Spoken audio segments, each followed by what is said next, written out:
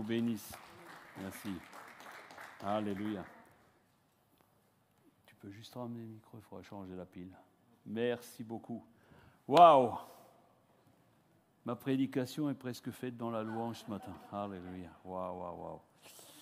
Mais je crois qu'on a besoin vraiment de garder cette dimension de foi, cette dimension de chercher la présence de Dieu, chercher l'onction. On n'est pas un club, l'Église c'est autre chose.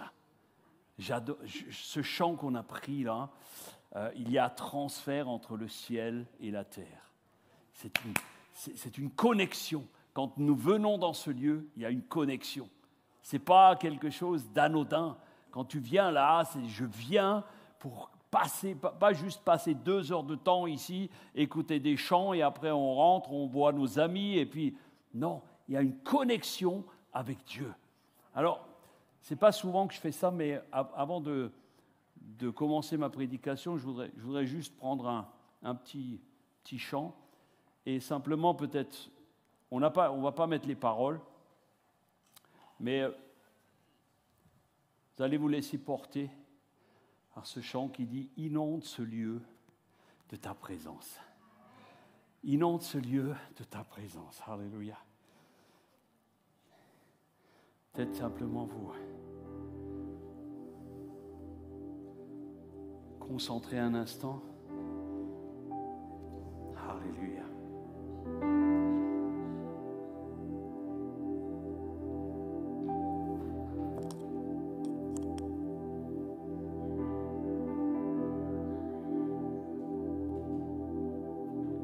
Inonde ce lieu de ta présence. Nous avons besoin de toi. Inonde ce lieu de ta présence. Nous avons besoin de toi. Inonde ce lieu de ta présence. Nous avons besoin de toi.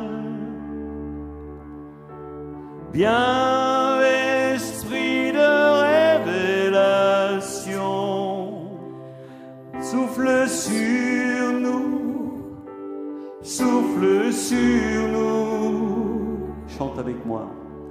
Inonde ce lieu de ta présence. Nous avons besoin de toi. Amen. Inonde ce lieu de ta présence. Nous avons besoin de toi. Viens, esprit de révélation, souffle sur nous, souffle sur nous. Alléluia. Quand tu vas chanter, inonde le lieu que je suis, le temple du Saint-Esprit. Inonde-le, remplis-le de ta présence. Et dire simplement, Seigneur, j'ai tant besoin de toi. J'ai tant besoin de toi. Alléluia. Comme une prière. Inonde ce lieu de ta présence. Oui, j'ai tant besoin de toi. Rechante avec moi. Inonde ce lieu de ta présence. Oui, j'ai tant besoin de toi. Viens, esprit de révélation, souffle sur moi, souffle sur moi. Viens,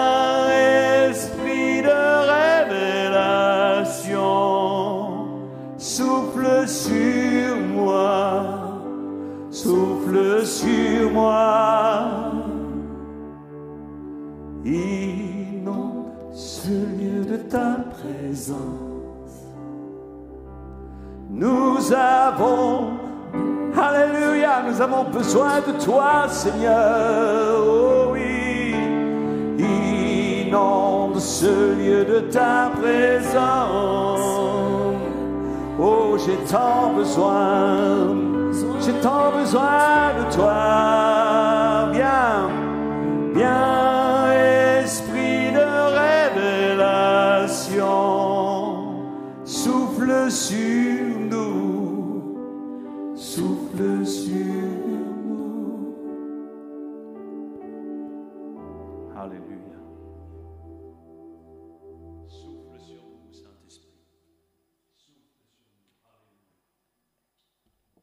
Que ta parole, Seigneur, puisse agir maintenant. Alléluia.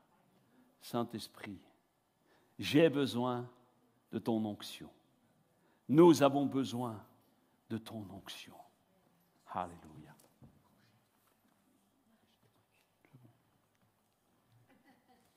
Alléluia. Amen. Il faut que je fasse attention parce que je suis câblé de partout. C'est bon. Merci Nathalie. J'étais enchaîné et Dieu m'a libéré. Amen. Je suis toujours. Ok. Je suis encore enchaîné. Voilà, c'est bon. Ça marche. C'est bon. Gloire à Dieu. Vous savez, à chaque fois, inonde ce lieu. Hier, toute la journée, j'ai joué ça. J'avais fini tard mon message hier soir parce que j'étais sur mon piano la moitié de la journée. Ça c'est un truc de fou, ça. Quand je commence à mettre mon piano, j'ai du mal à le lâcher après. Au grand plaisir de Fabienne, que je ne le lâche pas. Alléluia. À chaque fois qu'il y a eu un réveil quelque part, il y a eu une effusion du Saint-Esprit, d'une manière ou d'une autre. D'une manière ou d'une autre, il y a eu quelque chose de puissant qui s'est produit. Il y a eu ce réveil dont je vous ai déjà parlé, qui s'est passé à Azusa Street. Il a démarré ce réveil dans une maison. Ils n'étaient pas nombreux, quelques personnes, avec un homme qui s'appelait William Seymour. Je vous l'ai mis en photo. Il était borgne, il avait un œil en moins, il était noir, et pour ceux qui savent ce que ça veut dire à cette époque-là aux États-Unis, ce n'était pas facile. Il était boiteux, mais il y avait l'onction. Il avait une onction sur ce gars incroyable. Quand il prenait la parole, quand il y avait la louange dans ce lieu, ça enflammait la boutique. Les gens dans la rue venaient voir ce qui se passait là. Et vous savez, mon rêve, c'est qu'un jour, vous chantiez tellement fort dans ce lieu, j'ai rien entendu, vous chantiez tellement fort dans ce lieu, qu'on l'entende jusque sur la rue de la Paix, la rue de la Grotte, jusque partout, les gens passent devant et viennent. Une fois, un jour, quelqu'un m'a dit, il y a des voisins à côté, là, dans un immeuble juste à gauche, et le dimanche matin, on est un petit troupeau, là, on n'est pas nombreux, mais on chante fort. Et quelqu'un a dit, quelqu'un qui était venu là a dit, waouh, je vous entends le dimanche matin, c'est beau, c'est beau. Mais j'ai dit, venez au culte, chantez avec nous. Mes amis, l'onction est quelque chose d'extraordinaire. La manifestation du Saint-Esprit. Quand l'onction se déverse, aujourd'hui j'ai vraiment ce désir de vous communiquer ça. Vous savez, nous ne voulons pas juste regarder parfois quand on parle de l'inondation du Saint-Esprit, le déversement du Saint-Esprit, on pense à la Pentecôte. Mais j'aimerais vous dire qu'il n'y a pas que la Pentecôte. Il y a eu d'autres manifestations. Comment le Saint-Esprit est venu de différentes manières. D'abord, il est venu sur Moïse. Moïse a reçu simplement une onction particulière. Lorsque Dieu l'a appelé, il était en train de garder des moutons et tout d'un coup, il voit un buisson qui s'enflamme et Dieu va lui dire, maintenant, vas-y. Et d'abord, c'est dans l'humilité que ça se passe. Moïse, il va se mettre à genoux, enlever ses sandales et Dieu va lui dire, cette terre est sainte, Moïse, mais maintenant, va sortir parce que je t'enverrai chez Pharaon pour libérer mon peuple. Première dimension d'onction, Moïse a été revêtu d'une onction pour libérer le peuple de Dieu. Vous êtes toujours avec moi? Ensuite, cette onction ne lui a pas suffi. Il l'a transféré sur Josué juste avant sa mort. Il n'entrera pas dans la terre promise, il va voir la terre promise et il va transférer l'onction que Dieu lui a donnée pour la conquête de Canaan sur Josué. Ensuite, nous avons d'autres effets. Il y a les juges, par exemple. Vous avez, dans Juge 6, vous allez voir, tout le monde connaît Gédéon. On en a parlé plusieurs fois ici. Gédéon, il est dit que l'Esprit de l'Éternel revêtit Gédéon. L'Esprit de l'Éternel l'a revêtu. Et qu'est-ce qu'il a fait? Il a sonné de la trompette. Il a sonné de la trompette, et vous connaissez l'histoire de Gédéon.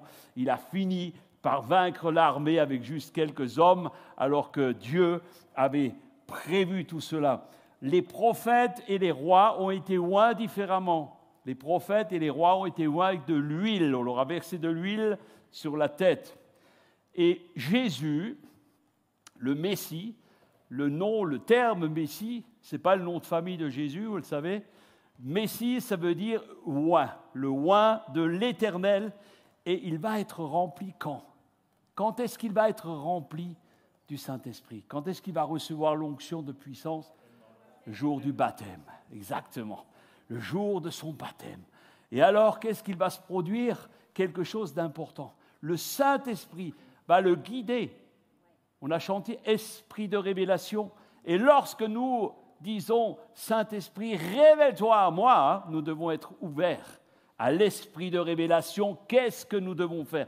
Comment nous devons le faire? Et Jésus a entendu, va dans le désert jeûner 40 jours. Et il a résisté contre les attaques du diable. Et ce qui va se produire, c'est qu'il va sortir après 40 jours, pas seulement rempli du Saint-Esprit, mais il va sortir rempli de puissance et de l'Esprit. Amen. Et c'est ce qu'il nous faut, l'onction de Jésus-Christ est aujourd'hui sur nous. Et son ministère va commencer de façon extraordinaire à ce moment-là. Alors, je veux vous dire une chose. Quand l'onction descend, tout change. On a chanté, tout s'arrête. Mais tout change également. Tout s'arrête dans le négatif et tout devient pour Dieu dans le divin. Amen. Et Jésus, vous savez, même pour Jésus, l'onction n'est pas une option, mais c'était une nécessité. Et ensuite, nous sommes après Jésus, Nouveau Testament. Nous voyons l'apôtre Paul qui va être oint différemment. Il va rencontrer Ananias dans Actes 9, 17. On va avoir plusieurs versets ce matin. Eh bien, il va entrer dans la maison et Ananias va lui imposer les mains. Et il va dire, Saul, mon frère, le Seigneur Jésus qui t'est apparu sur le chemin par lequel tu venais, m'a envoyé pour que tu recouvres la vue et que tu sois rempli de l'onction du Saint-Esprit. Alléluia.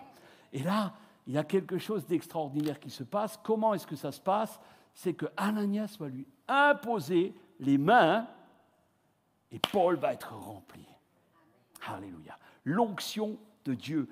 Nous le faisons régulièrement ici, mais je trouve qu'on ne le fait pas assez parce qu'on a besoin vraiment, pour marcher par la foi, pour marcher dans la victoire, d'être rempli et renouvelé dans l'esprit très régulièrement. L'onction, mes amis, est une action du Saint-Esprit qui équipe toujours quelqu'un qui va être consacré.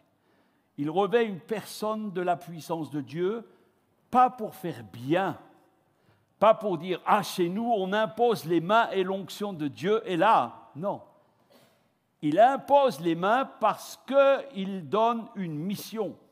lorsque le Saint-Esprit descend sur quelqu'un, c'est parce qu'il y a une mission. Et j'aimerais vous dire que l'onction ne se fabrique pas, elle se reçoit. Je peux le redire? L'onction ne se fabrique pas, elle se reçoit. Alléluia. L'onction représente l'autorité spirituelle, la présence de Dieu, et c'est la capacité surnaturelle d'agir avec efficacité dans le service. Si tu sers Dieu, tu as besoin de l'onction pour servir efficacement. Si tu n'es pas revêtu de l'onction, ton service va devenir faible et toi, tu vas te fatiguer. L'onction du Saint-Esprit est indispensable pour accomplir l'œuvre que Dieu t'a donnée et à laquelle tu as été appelé. Est-ce que tout le monde croit qu'il a été appelé à quelque chose? Si vous êtes ici ce matin, vous n'êtes pas là par hasard. Dieu vous appelle ou vous a appelé à quelque chose. Alléluia. Et on va le voir. Parce que sans l'onction, nous risquons de travailler par nos propres forces. Et cela va nous mener au découragement, à la fatigue, et on ne pourra pas tenir. Et j'ai marqué ça, sans l'onction, nous ne sommes que du bruit, où on brasse du vent. On brasse beaucoup de vent. L'onction n'est donc pas égale pour tous non plus. On en a vu quelques-uns déjà dans l'Ancien Testament. L'onction est adaptée à la mission de chacun. À la mission de chacun. L'onction de Paul, quand vous regardez dans la Bible, n'est pas celle de Pierre. Et l'onction de Jean est différente de celle de Matthieu. L'onction de Billy Graham n'est pas l'onction de Samuel Peter Schmidt. L'onction de Samuel Peter Schmidt n'est pas l'onction de Serge Herbrecht. Pourquoi? Parce que moi, j'ai besoin de l'onction pour faire ma mission. Samuel, il a besoin de faire sa mission. On est tous différents. On a tous reçu une mission, mais elle est différente. L'onction sur une Marie, sur une Cathy, sur je ne sais pas qui, sur ma femme cachée derrière l'ordinateur, n'est pas la même, mais elles sont différentes, mais il y a une mission différente pour chacun et chacune. Donc, considérez, ne dites pas, mais moi, je n'ai pas besoin de l'onction, je n'ai pas besoin parce que je n'ai pas reçu un grand appel. Peut-être tu n'as pas reçu un grand appel. Mais l'appel que tu as reçu est le plus important. Parce que si tu ne l'accomplis pas, peut-être quelque part, un autre n'accomplira pas son appel parce que toi, tu ne l'accomplis pas. Et c'est pour ça que tu as besoin de l'onction d'en haut, parce que quand elle descend, ta vie change. Amen. Alléluia. Nous sommes tous complémentaires et nous avons tous aussi des dons différents, mais tous en ont besoin.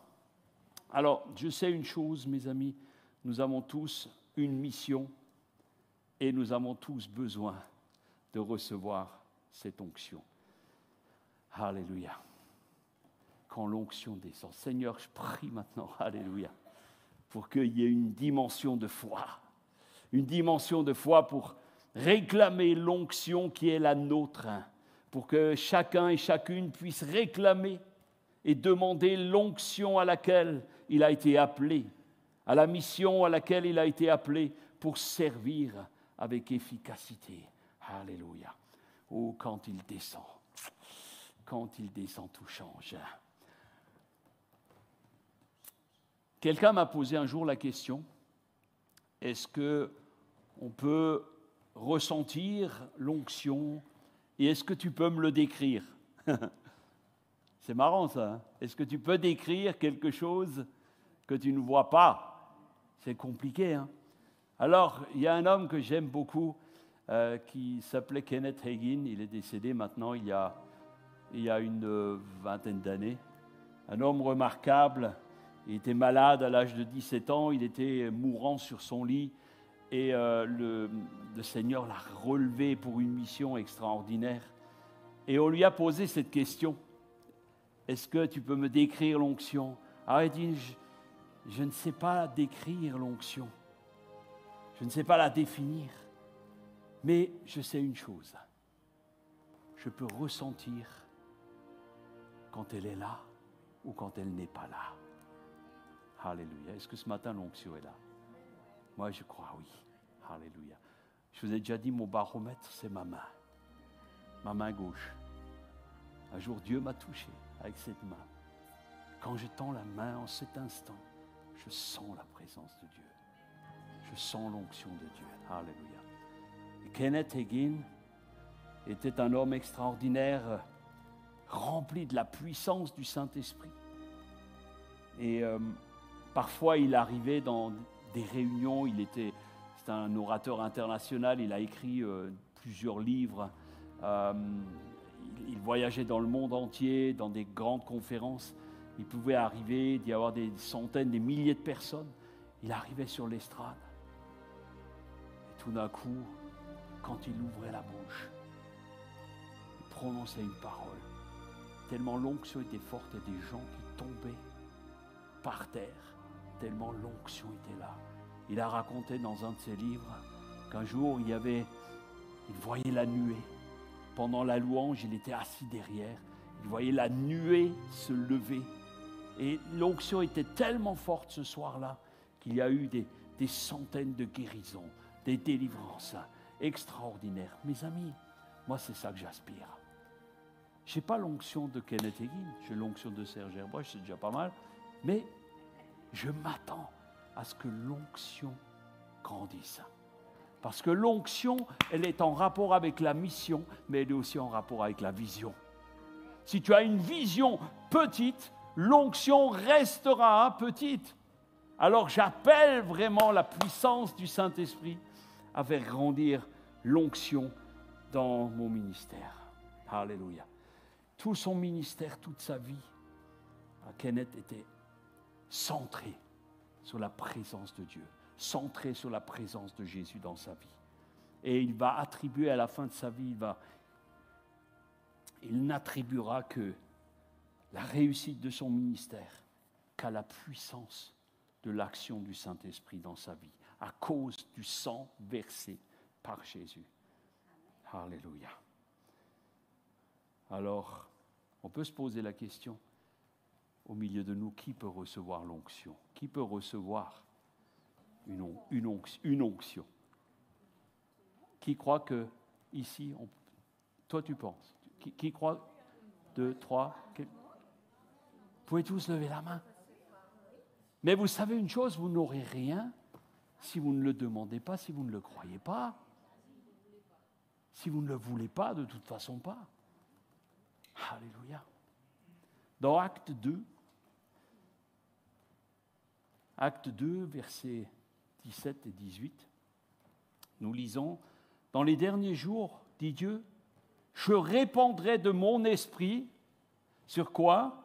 Sur toute chair, c'est-à-dire sur vous tous, sur vos fils et vos filles qui prophétiseront, vos jeunes gens auront des visions, vos vieillards auront des songes. Oui, sur mes serviteurs et sur mes servantes, en ces jours-là, je répandrai de mon esprit et ils prophétiseront. » Alléluia.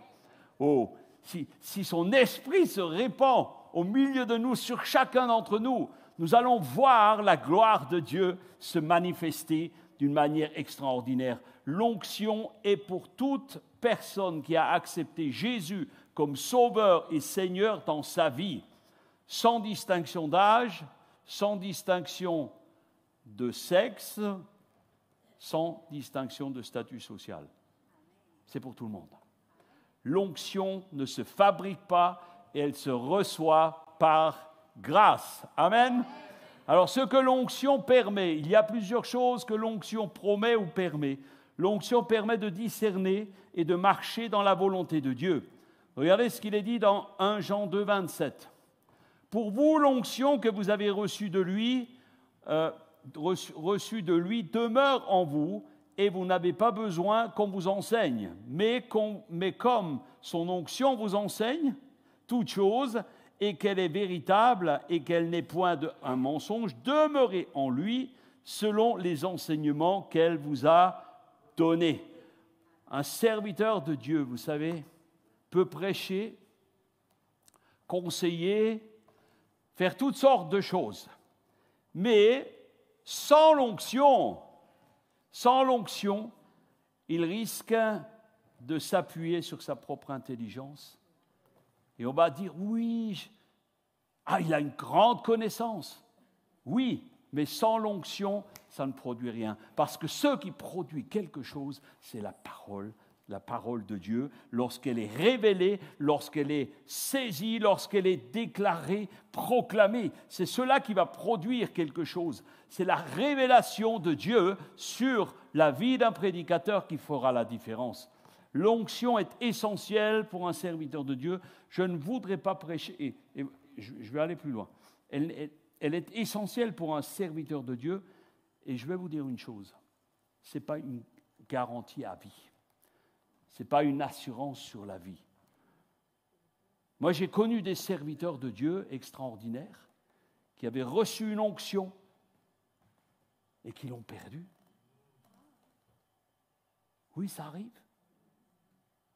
J'ai connu des serviteurs de Dieu qui avaient une toute petite onction, puis je les ai revus 2 ans, 3 ans après. Waouh, c'est plus le même. Pourquoi ? Parce qu'il y a une dimension de recherche de la présence de Dieu qui fait toute la différence. L'onction, elle est donnée, mais elle se développe. Elle n'est pas une garantie à vie, elle n'est pas égale non plus pour tous, et elle n'est pas linéaire dans le ministère. L'onction d'aujourd'hui, en ce qui me concerne, n'est pas la même qu'il y a 20 ans. Peut-être elle était plus grande il y a 20 ans. Je ne sais pas, il y avait des choses peut-être où j'étais plus fougueux. Aujourd'hui, je serais plus posé. Peut-être ma femme vous le confirmerait. En tant que pasteur, en tant que prédicateur, évangéliste, enseignant, je veux vous dire une chose, nous devons rechercher sans cesse à être conduits par l'Esprit. Sans cesse. Sans l'onction, nous ne sommes qu'une coquille vide. Comme une cloche, quand tu tapes dessus, ça fait doing, doing. C'est tout ce que ça fait. Venez pas essayer après chez moi. Sans l'onction, nous ne sommes qu'une coquille vide. Alors quel est le but pour Dieu lorsqu'il répand son onction sur quelqu'un ? L'onction n'est pas donnée pour impressionner ou pour glorifier une personne, mais pour qu'il accomplisse sa mission selon l'ordre et la volonté de Dieu. La première chose, elle nous est donnée pour témoigner. Elle nous est donnée pour témoigner. Je cite assez souvent ce verset de Actes 1:8 qui nous dit « Allez, vous recevrez une puissance, celle du Saint-Esprit qui vient sur vous pour que vous soyez mes témoins. » Voilà. Donc la première des onctions que nous recevons est pour témoigner. Et il est ici question du salut des âmes. Parce que le témoignage, mes amis, le témoignage, c'est ce qui va toucher les âmes. Ce n'est pas nos capacités qui font que les gens vont se convertir. Non. Ce n'est pas par nos capacités que les âmes sont délivrées. L'onction est une nécessité pour tous, pas uniquement pour les pasteurs. Jésus l'a promise pour le témoignage et c'est pour tous. L'onction rend le témoignage de Christ, de l'Évangile, le plus puissant et efficace. La deuxième chose que l'onction permet, c'est exercer les dons spirituels. Nous avons besoin des dons spirituels. Ce matin, nous avons eu plusieurs dons spirituels. Nous voulons les exercer, nous voulons les éprouver. Dans 1 Corinthiens 12, 7 à 11, je ne vais pas vous mettre les 4 versets, mais simplement vous les paraphraser. À chacun, il est donné la manifestation de l'Esprit. Pourquoi ? Pour l'utilité commune, pour nous tous. À l'un est donné par l'Esprit une parole de sagesse, amen. À un autre, une parole de connaissance. Un autre reçoit un don de guérison. Un autre, un don de prophétie. Un autre, le discernement des esprits. Voilà ce que permet l'onction. Sans l'onction, vous ne pouvez pas faire ça, ou alors vous allez le faire par la chair. Et ça, ce n'est pas bon. L'onction permet de manifester les dons spirituels afin que l'Église soit édifiée, afin que vous soyez édifiés. Et l'onction est là également pour servir dans l'appel que Dieu nous a donné. Et on le lit dans Éphésiens 4, versets 11 et 12. Et là, nous voyons qu'il y a une onction qui est donnée sur différents ministères.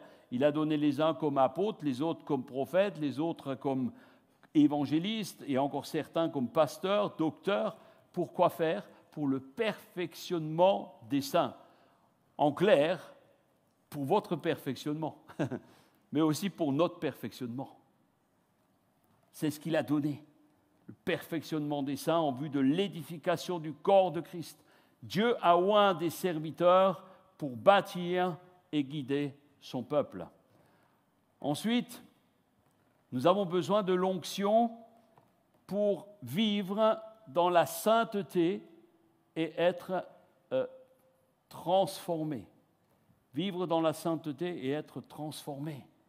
Dans Romains 8, 13 et 14, nous lisons « Si vous vivez selon la chair, vous mourrez. Mais si par l'Esprit, vous faites mourir les actions du corps, qu'est-ce qui va se passer? Vous vivrez. » Amen. Car tous ceux qui sont conduits par l'Esprit de Dieu sont fils de Dieu. L'onction nous aide à marcher dans la sainteté pour ressembler à Christ. Et tout le monde devrait dire Amen. Ah ben c'est bien, là j'ai plus de Amen, là je trouve, c'est bien. Alléluia. Ensuite, l'onction a aussi une faculté, c'est qu'elle est là pour briser les jougs. Et nous lisons ça dans Ésaïe 10, verset 27, et il dit « En ce jour-là, son fardeau sera ôté de dessus de ton épaule et son joug de dessus ton cou. Et le joug, écoutez bien, sera détruit à cause de l'onction. » S'il y a des jougs sur ton épaule, attends-toi à être revêtu d'une onction fraîche qui va éclater les jougs qui te freinent dans l'avancée de ta vie spirituelle. L'onction nous rend inébranlables également dans l'épreuve. 2 Corinthiens 1, 22. Et celui qui nous affermit avec vous en Christ et qui nous a oints, c'est Dieu, lequel nous a aussi marqués d'un sceau. Et écoutez bien, il a mis dans nos cœurs les arts de l'esprit. Ce n'est pas les arts, les beaux tableaux. Hein. Les arts, c'est l'avance. Oh, moi, je veux le plus d'avance possible. Vous savez, des fois, il y a des gens, quand ils vont voir le patron à la fin du mois, ils n'ont plus d'argent. Donne-moi les arts. Alors, viens comme un salarié qui dit à son patron, donne-moi les arts. Eh bien, donne-moi les arts de l'onction, que nous puissions vivre pleinement les choses dès maintenant. Nous ne voulons pas attendre que nous soyons au ciel pour avoir toutes ces choses. Alléluia. Le Seigneur veut vraiment nous les donner. Un ministère sans onction est vulnérable aux attaques de l'ennemi. C'est ce qu'il nous est dit. L'onction, en fait, nous garde également, nous tient fermes et persévérants. L'onction nous apporte une grâce surnaturelle dans le service. Dans Zacharie 4, verset 6, il dit « Ce n'est ni par la puissance, ni par la force, mais par mon esprit, dit l'Éternel des armées. » Mes amis, beaucoup œuvrent pour Dieu, malheureusement, avec des efforts humains. Mais seul le Saint-Esprit peut donner les forces nécessaires, la sagesse et l'impact pour un ministère qui va porter du fruit. Nous avons tous un ministère. Ne croyez pas c'est juste le pasteur. Nous avons tous un ministère. Œuvrer sous l'onction est non seulement un privilège, mais une nécessité. Sans elle, nous sommes inefficaces et vulnérables. Avec elle, nous portons du fruit pour le royaume de Dieu. Maintenant, j'aimerais appeler à certaines actions. Parce que je ne suis pas juste, là, je vous ai posé les possibilités bibliques. Mais cherchons l'onction avec ferveur. Cherchons l'onction avec ferveur, car c'est elle qui fera la différence entre un service ordinaire et un ministère transformateur. Et pour cela, nous avons besoin d'entretenir et de développer l'onction. Et si nous voulons que ce soit visible, Jésus, quand il est sorti du désert, il a commencé à guérir des malades.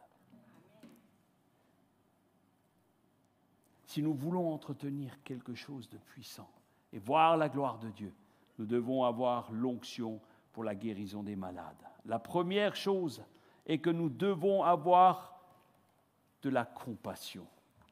La compassion. Je me souviens de l'évangéliste Carlos Anacondia. C'est un Argentin qui avait un ministère, enfin il y a toujours un ministère, mais très célèbre dans les années 90, 2000. Et on lui attribue aujourd'hui près de 2 millions de conversions. C'est quelqu'un qui est très, très, très connu. Et au début, quand il s'est converti, c'était un homme d'affaires. Il s'est converti et c'était tout de suite bouillant pour le Seigneur. Et il va voir son pasteur. Pasteur, je veux aussi prier pour les malades. Je veux voir des malades guéris. Comment je dois faire? Le pasteur lui a dit, la première des choses, va à l'hôpital. Va à l'hôpital et va visiter les malades. Regarde les malades. Regarde les malades. Et lorsque tu auras un cœur pour prier pour les malades, Dieu va t'utiliser. Et c'est ce qu'il a fait. Tout de suite, ok, il a obéi, il est parti. Il a dit, il a commencé, il a prié, pas guéri, prié, pas guéri. Il est retourné. Ça a duré un temps. Et à un moment donné, il avait des larmes. Il a vu une personne. Il a imposé les mains. Cette personne s'est levée de son lit et était guérie. Alléluia. Juste, je voudrais qu'on prie un instant pour une femme qui est à l'hôpital. Elle était au milieu de nous pendant un temps. On va prier pour Suzanne, Seigneur. On te remet Suzanne maintenant, cet instant. Je te demande vraiment que tu la visites, que tu la touches. Seigneur, je ne sais pas ce qui va se passer. Je proclame maintenant, par la foi et par la compassion, que tu visites cette femme et que tu lui redonnes des facultés. Alléluia. Merci, Seigneur. Alléluia. Alléluia. L'onction pour guérir les malades, c'est une manifestation qui est donnée à chacun d'entre nous. Mais d'abord, il nous faut la compassion. Pourquoi nous faut-il la compassion? Parce que Jésus lui-même avait la compassion. Dans Matthieu 14, verset 14, il est dit, quand il sortit de la barque, et il a vu quoi? Une grande foule. Et là, il voit une grande foule, il voit des estropiés, il voit des lépreux, il voit des malades, il voit toutes sortes de personnes, il voit des pauvres, il voit toutes sortes de gens, et il voit la foule. Il est ému de compassion pour la foule. Ému de compassion. Je vois Jésus dans la barque. Waouh, il voit la foule. Et il est ému pour cette foule-là.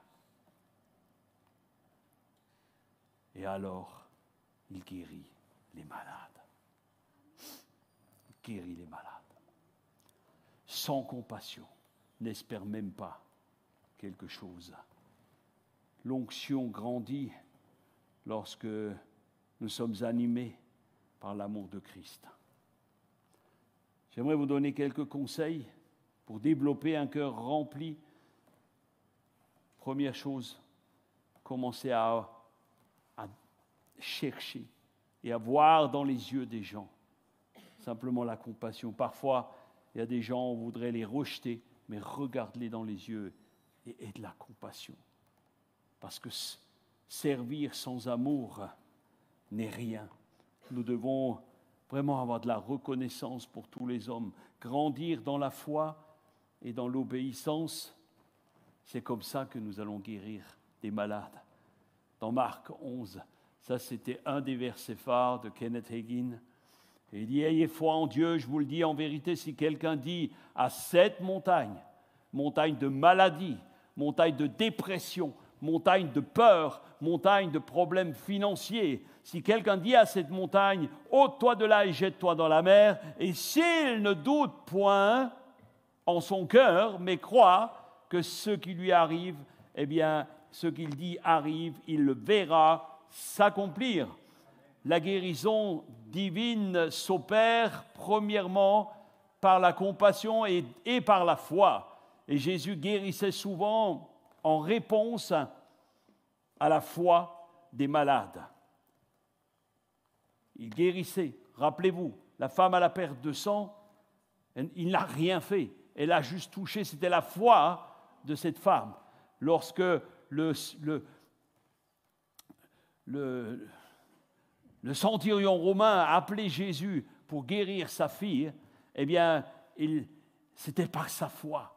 Et les choses se produisent lorsque nous prions par la foi. Imposer les mains aussi avec audace, c'est cela que ça veut dire. Et Jésus encourage chacun d'entre nous à le faire. Dans Marc 16, 17 et 18, il dit « Voici les miracles ». Dites avec moi « Voici les miracles qui accompagneront ceux qui auront quoi ? Qui auront cru. En mon nom, ils chasseront les démons, ils imposeront les mains aux malades et les malades seront guéris. » Jésus les a encouragés pour ça. L'onction, mes amis, pour guérir s'active par l'action. Si tu ne bouges pas, si tu ne le fais pas, rien ne va se produire. Et j'aimerais vous dire, plus tu vas prier pour les malades, plus tu verras des malades guéris. Alors certains me disent, c'est vrai que moi le premier, et je demande pardon au Seigneur et je demande pardon à vous aussi, parce que parfois, eh bien, tu pries pour les malades ne sont pas guéris. Mais si tu arrêtes de prier, tu auras de moins en moins de malades qui vont être guéris. Dieu peut les guérir, même sans moi, hein, ça, c'est pas, oui, même sans vous. Mais sachez une chose, que plus tu vas prier pour les malades, ta foi va se mettre en action, ta foi va bouger. Alors, n'ayez pas peur de prier, parce que la foi audacieuse, c'est ce qui va faire bouger les choses. Et c'est par l'onction que tu auras reçue que tu vas mettre ces choses en place. Alors, après, nous devons apprendre à prier avec autorité, sans douter, nous l'avons lu. Nous devons être sensibles à la direction du Saint-Esprit. N'allez pas prier n'importe où, n'importe comment. Parfois, le Saint-Esprit te dit quelque chose.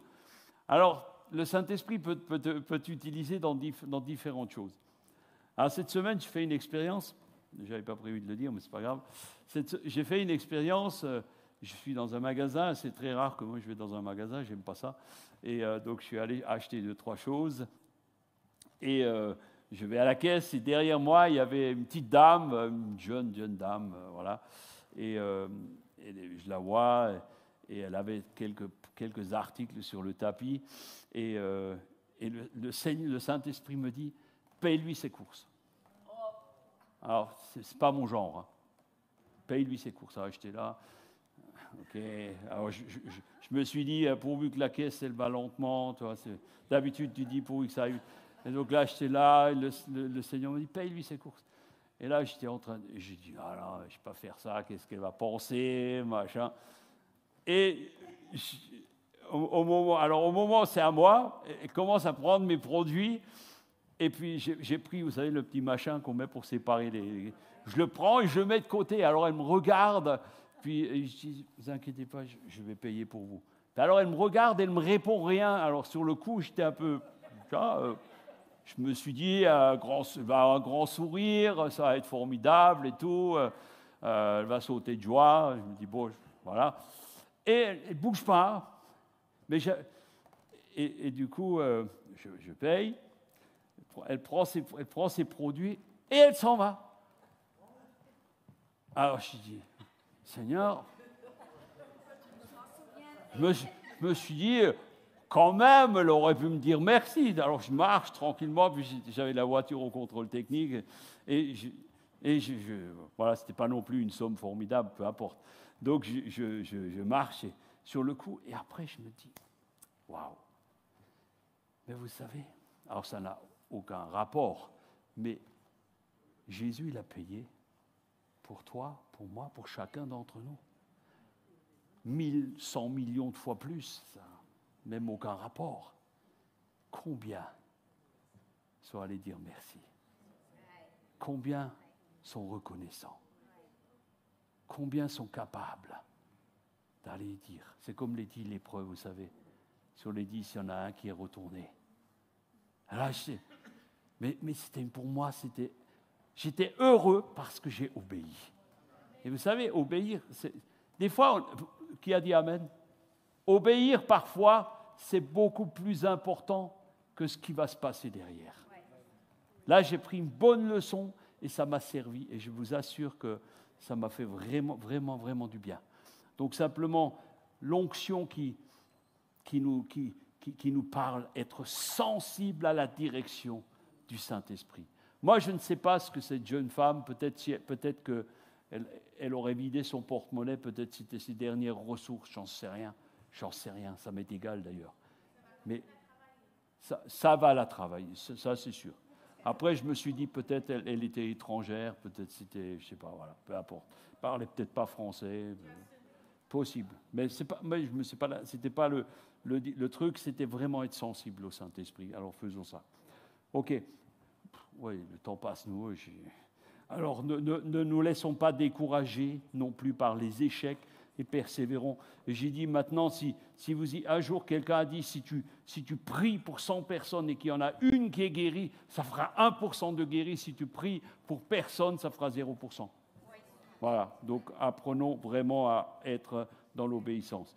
Alors, juste, ouais. Moi, je vais juste dire quand même, je tiens quand même à remercier parce que quand on dit qu'on sent qu'il y a des gens qui prient, moi je l'ai ressenti quand j'ai été opérée, j'ai senti vraiment les gens qui priaient. Alléluia. Voilà, ça c'est, voilà, donc je vous remercie. Elle l'a témoigné, c'est vrai, on peut, vraiment les gens, quand on prie pour les gens, ils le disent après. Ils disent, on a senti quand même que vous étiez derrière nous. C'est important, c'est important. Alors, je vais terminer, je vais couper mon message, il va être trop long, comme d'habitude. Nous devons apprendre à vivre dans l'intimité avec Dieu. Et nous lisons ça dans Jean 15, verset 5. Je suis le cep, vous êtes les sarments. Celui qui demeure en moi et en qui je demeure porte beaucoup de fruits. Celui en qui je demeure porte beaucoup de fruits. L'onction ne se fabrique pas, mais elle découle de notre relation avec le Seigneur. Plus nous passons de temps dans la prière, plus nous passons de temps dans la méditation de la parole, dans l'adoration, comme nous l'avons fait, plus nous serons remplis de l'onction du Saint-Esprit. J'aimerais qu'on puisse se lever, je termine là-dessus. Est-ce que nous voulons une onction qui grandit? Alléluia. Alors j'aimerais vous dire une chose. Si vous voulez plus de dons spirituels, cherchez plutôt le donateur que le don. Apprenons à marcher dans la sainteté. Apprenons à marcher dans la pureté. Si nous voulons obtenir une onction plus forte, nous devons faire cela. Alléluia. L'onction grandit lorsque nous marchons dans une vie purifiée. Alléluia. Je voudrais juste prier pour que nous puissions vivre cette dimension par la foi en disant, Seigneur, peut-être tendez vos mains. Je ne sais absolument pas comment on va finir, mais j'ai vraiment le sentiment que le Saint-Esprit veut faire quelque chose au milieu de nous en ce moment. Et ce n'est pas juste un ressenti, c'est une conviction.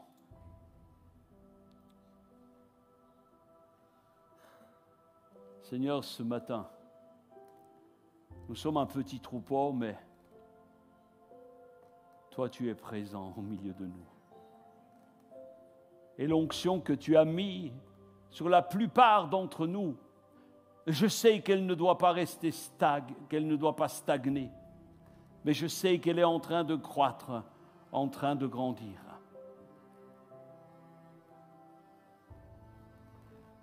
Saint-Esprit, passe maintenant dans les rangs. Passe dans les rangs. Que ta présence, Seigneur, puisse remplir chacune et chacun. Alléluia. Remplis-nous, Saint-Esprit. Peut-être levons collectivement la voix, si tu le sens à ta place. Simplement dis au Seigneur ce que tu as sur ton cœur. Peut-être tu as reçu une des paroles ce matin, que ce soit dans la prédication ou des nombreuses paroles qui ont été données et qui t'ont interpellé. Alors je t'invite à ne pas sortir de ce lieu comme tu es entré.